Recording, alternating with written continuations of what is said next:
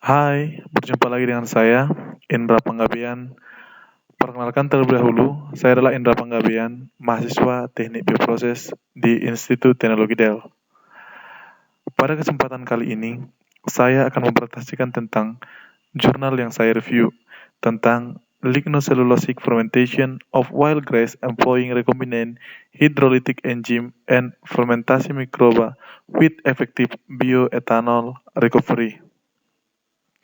Nah, pada konteksnya, saya akan menjelaskan tentang introduction, materials and method, hasil dan diskusi, dan kesimpulan yang akan didapat.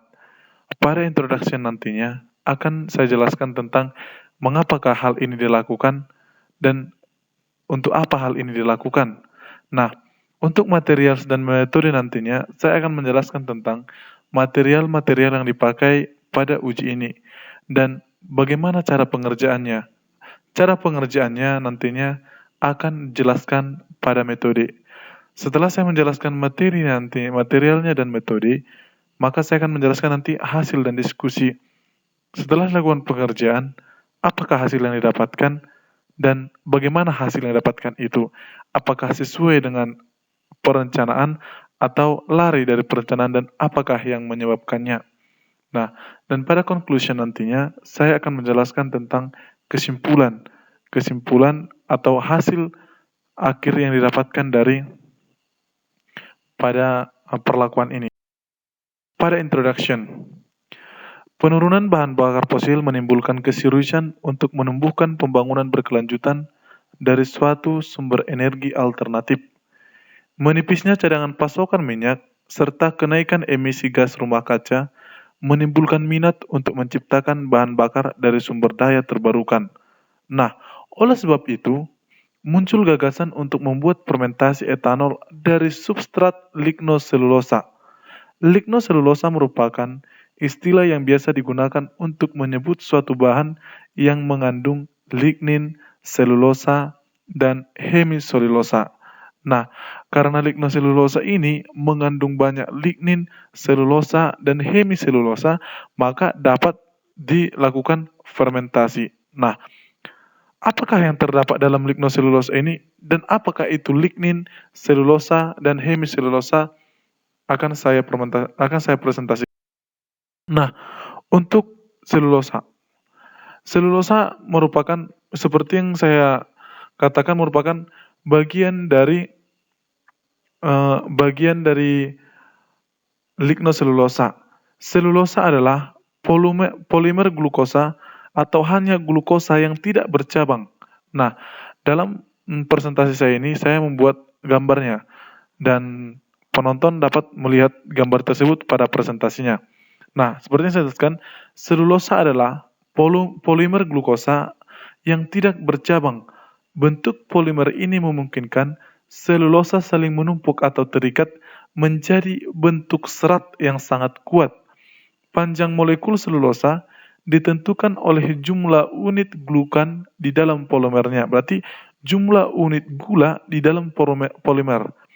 Disebut dengan derajat polimerisasi. Nah, apa itu derajat polimerisasi?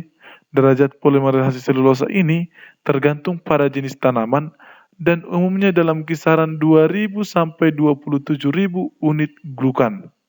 Selulosa dapat dihidrolisis menjadi glukosa dengan menggunakan asam. Nah, selulosa yang terkandung dalam lignoselulosa ini dihidrolisis dengan menggunakan asam atau enzim. Dan selanjutnya, glukosa yang dihasilkan dapat difermentasi menjadi etanol.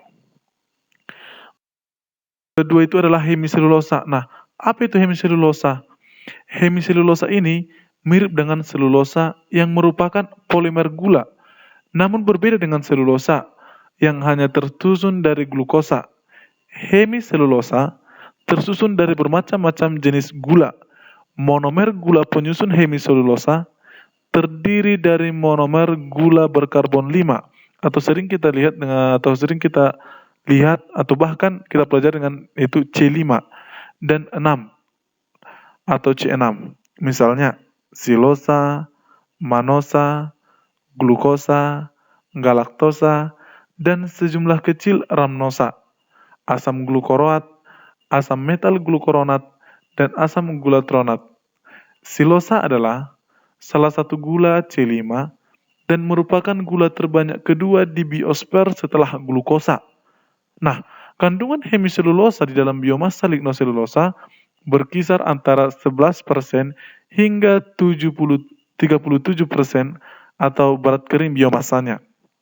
Nah, hemiselulosa lebih mudah dihidrolisis daripada selulosa, tetapi gula C5 sulit difermentasi menjadi etanol daripada C6, sehingga pada fermentasi ini yang digunakan itu adalah C6 karena lebih mudah difermentasi. Ketiga itu adalah lignin. Nah, lignin adalah molekul kompleks yang tersusun dari unit penipropane yang terikat dalam struktur 3 dimensi.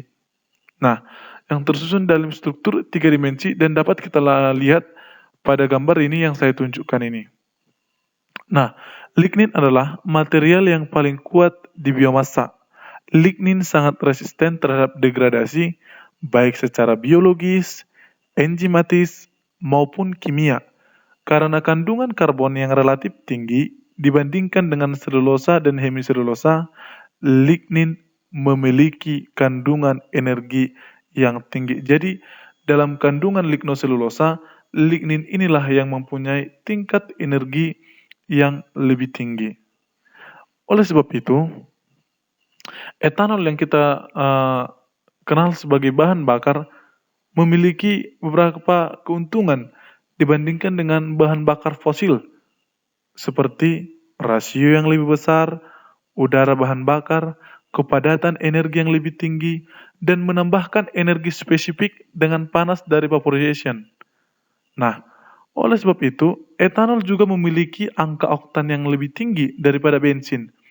Tidak ada preignition terjadi pada penggunaan bahan bakar etanol. Oleh karena itu, penggunaan luas etanol sedang dilakukan sebagai aditif bahan bakar ekonomis dengan bensin.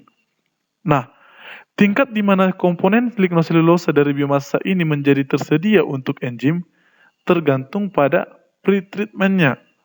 Selain aktivitas enzim yang tinggi dan suhu yang optimum, jenis enzim selulotik dan jenis mikroba fermentatif memainkan peran penting dalam meningkatkan hasil etanol dari substrat berdaun kering. Nah, pada fermentasi ini nanti digunakan dari ekstrak daun-daun kering dan daun-daunnya akan dijelaskan nanti pada material.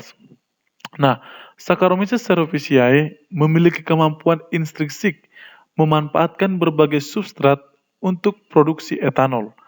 Selain toleransi etanol tinggi dan daya tahan untuk hambatan metabolik, distilasi, rotari penguapan vakum, dan pervaporasi adalah beberapa proses pemulihan umum digunakan untuk produk fermentasi. Nah, dalam penelitian ini, upaya yang dilakukan untuk meningkatkan aktivitas enzim hidrolitik rekombinan dengan menggunakan strategi angka berulang-ulang dan dengan demikian meningkatkan hasil etanol dengan menggunakan kombinasi yang berbeda dari enzim hidrolitik dan mikroba fermentasi. Dalam uji SSF yang digunakan dalam penelitian ini dengan pemulihan etanol berikutnya oleh penguapan vakum rotari. Nah, oleh sebab itu, itulah muncul atau ide yang pertama sehingga dilakukannya penelitian tentang fermentasi etanol dari lignoselulosa. Nah, materials dan metode. Nah, materials yang digunakan adalah yang pertama reagen kimia dan substrat. Metil karboksi selulosa atau CMC, natrium asetat, media LB, amplisin, kanamisin, glukosa, ekstrak ragi, kalium kromat,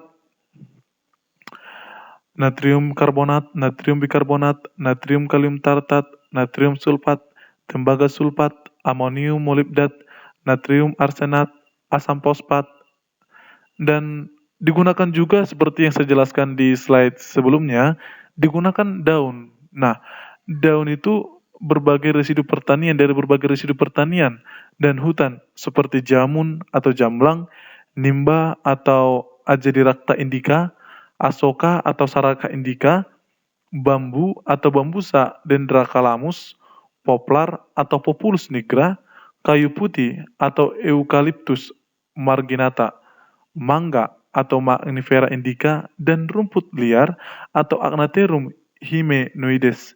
Yang di dalam penelitian ini dijelaskan atau dalam jurnal dijelaskan bahan-bahan tersebut disediakan oleh Profesor Dines Goyal dari Departemen Bioteknologi dan Ilmu Lingkungan Tewar University di India. Nah, substrat berdaun ini dicuci 3 kali dengan air untuk menghapus partikel debu dan partikel debu yang terkandung dalam daun tersebut.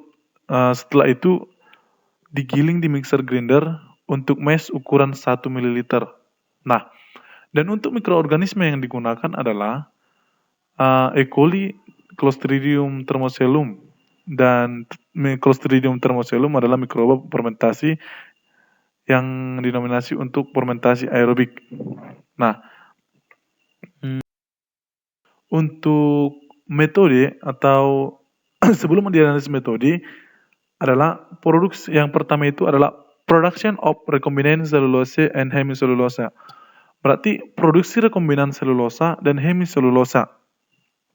Nah, dalam produksi ini untuk produksi selulosa 5 mikro dari E. coli budaya dari saham adalah diinokulasikan ke dalam 5 ml media LB yang mengandung 100 mikroliter amplisin dan diinkubasi pada suhu 37 derajat Celcius selama 16 jam dan pada tekanan 180 rpm. Nah, untuk 100% atau 1% dari inokulum kultur dipindahkan ke 250 ml LB menengah di 500 ml flask mengandung 100 mikromililiter amplisin dan ini juga diinkubasi pada suhu 37 derajat Celcius dan tekanan 180 rpm sampai budidaya mencapai ke fase mid eksponensial. Nah, baru yang kedua itu adalah batch and repetitive batch strategy for recombinant hydrolytic enzyme cellulose and hemicellulose production. Nah, batch dan berulang strategi batch untuk rekombinan hydrolytic enzyme selulosa dan hemiselulosa. 1% dari E. coli menyimpan gen selulosa. Nah, oleh sebab itu 1%-nya dipindahkan ke 250 ml LB menengah di 500 ml flex yang mengandung 100 mikromililiter amplisin dan seperti yang saya jelaskan diinkubasi pada suhu 37 derajat Celcius dan pada tekanan 180 rpm. Nah, demikian pula untuk 1% dari E. coli yang menyembunyikan hemiselulosa dipindahkan juga ke dalam 250 ml media LB di 500 ml mengandung 50 mikromililiter kanamisin dan diinkubasi pada suhu 37 derajat Celcius dan 180 rpm. Nah, oleh media sampai budaya mencapai fase pertengahan eksponensial A600 nm atau 0,6 untuk induksi selulosa dan gen hemiselulosa. Baru yang ketiga itu adalah pretreatment of substrat. Nah, apa itu pretreatment of substrat? Nah, pretreatment untuk substrat ini adalah yang daun tadi atau setelah diekstrak maka didapatkan bubuknya. Nah, bubuk substrat dari jamun, nimba, asoka, bambu, poplar, kayu putih, mangga, dan rumput liar menjadi sasaran 2 strategi pretreatment, yaitu ledakan uap dan alkali pretreatment menggunakan NaOH. Nah, uap ledakan. Apa itu uap ledakan? 1 gram substrat digiling kering, diambil 100 ml dalam autoclave disimpan atau pada suhu 120 derajat Celcius selama 1 jam. Dan baru apa itu alkali NaOH tadi? Nah, 1 gram substrat bubuk dipertahankan dalam 100 ml air ditambahkan 20 ml 0,5 NaOH. Baru kemudian campuran ini di autoclave pada suhu 115 derajat Celcius sampai 10 menit. Selanjutnya, campuran didinginkan sampai suhu kamar dan dicuci bergantian dengan air suling. Nah, baru langkah selanjutnya adalah analisis VSM atau uap meledak dan alkali diperlakukan atau NaOH yang tadi yang didapatkan dari sampel rumput liar. Baru yang keenam adalah simultaneous saccharification and fermentation. Nah, simultan dari saccharification dan fermentasi, percobaan dengan 1% konsentrasi substrat digoyangkan pada flux level. Nah, uji SSF awal yang dilakukan menggunakan rekombinan selulosa sebagai enzim hidrolitik dan Saccharomyces cerevisiae sebagai organisme fermentasi. Nah, baru yang terakhir itu adalah recovery of partial fruit ethanol. Nah, baru setelah pada pemulihan atau ini adalah pemulihan baru pil kaldu fermentasi yang mengandung bioetanol terkonsentrasi di bawah vakum dan evaporator rotari. Nah, pada destilat nantinya yang mengandung etanol sebagai berupa dikumpulkan dan diperkirakan dengan metode dikromat proses purification dapat dihitung menggunakan volume etanol sebagai purified destilasi. Nah, volume etanol yang didapatkan setelah percobaan dibagi dengan etanol mentah. Etanol mentah di kaldu fermentasi dikali dengan 100. Nah, analytical method atau metode analisis. Nah, yang pertama itu adalah untuk selulosa, hemiselulosa, dan lignin estimation. Nah, karbohidrat struktural seperti selulosa, hemiselulosa, dan lignin diperkirakan dengan metode standar 0,3 gram substrat kering berdaun atau lignoselulosa biomasa dicampur dengan 3 ml dari 27 N-H2SO4 dan diinkubasi selama 30 derajat Celcius selama 1 jam. 84 ml air suling ditambahkan untuk menurunkan konsentrasi 2SO4 1,5 N. Nah, kemudian sampel di autoclave pada suhu 121 derajat Celcius selama 1 jam. Baru yang kedua itu ada tekanan tinggi dan efek kromatografi. Tekanan tinggi pertukaran antara anion kromatografi dieksekusi untuk mendeteksi monosakarida dirilis oleh degradasi enzimatik polisakarida kompleks dari lumpur liar. Nah, yang ketiga itu adalah hasil dan diskusi. Nah, hasil yang didapatkan adalah produksi rekombinan hidrolitik enzim dari E. coli. Nah, kelayakan dari fermentasi etanol lignoselulosa oleh proses SF tergantung pada konsumsi Evian. Kedua gula monomer yang berasal dari selulosa kompleks dan gugus hemiselulosa dan berbagai residu pertanian. Seperti yang saya bilang adalah produksi rekombinan hidrolitik dari batch berulang fermentasi.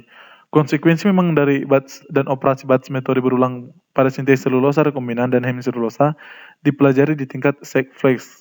Properties dinamis biomasa sel A600 Nm dan aktivasi spesifik. Nah, dalam rekombinasi selulosa, dalam batch dan berulang modus batch, masing-masing ditunjukkan pada untuk gambar B. Akhirnya dihasilkan 2 kali lipat peningkatan produksi biomasanya. Masing-masing pengamatan serupa tercatat untuk sintesis hemiselulosa rekombinan dengan budidaya sel E. coli menyimpan gen GH3 di kedua mod. Di modus batch, aktivitas enzim maksimum 2,2 mg dan OD sel tertinggi adalah A600 Nm.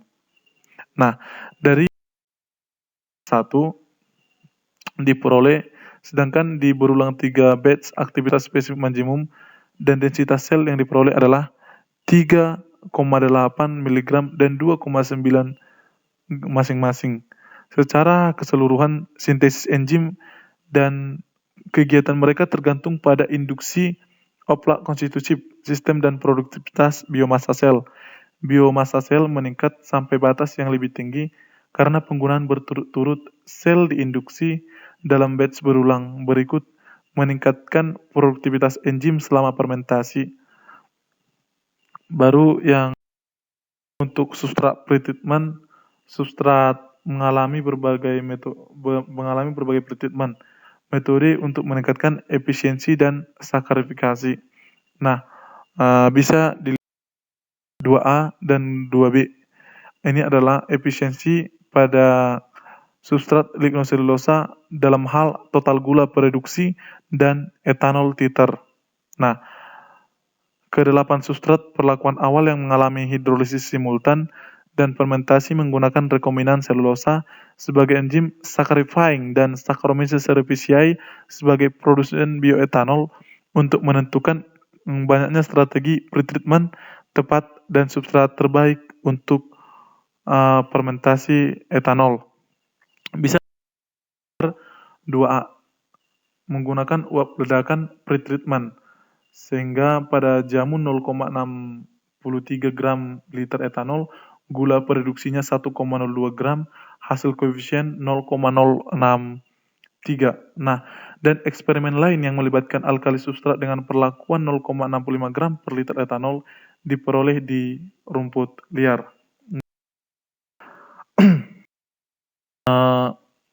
Pada gambar ini juga dijelaskan pada kinerja uji coba di sebuah bioreaktor otomatis membuat pemantauan ketat dari proses penting parameter TH, pH, dan aerasi Vicanli. Nah, pada gambar dijelaskan bahwa pemanfaatan gula dan pembentukan etanol degradasi bisa dilihat pada gambar 7A, B. Hanya adalah untuk A, C, D, E, dan F. Kesimpulan yang didapatkan dalam percobaan ini adalah produksi bioetanol menggunakan Clostridium rekombinan enzim termoselum diselidiki. Produksi ditingkatkan dari selulosa rekombinan dan hemiselulosa diperoleh dengan modus batch berulang. Rumput liar terbukti menjadi substrat terbaik di antara biomasa berdaun lainnya. Demikian presentasi. Atas perhatiannya saya ucapkan terima kasih.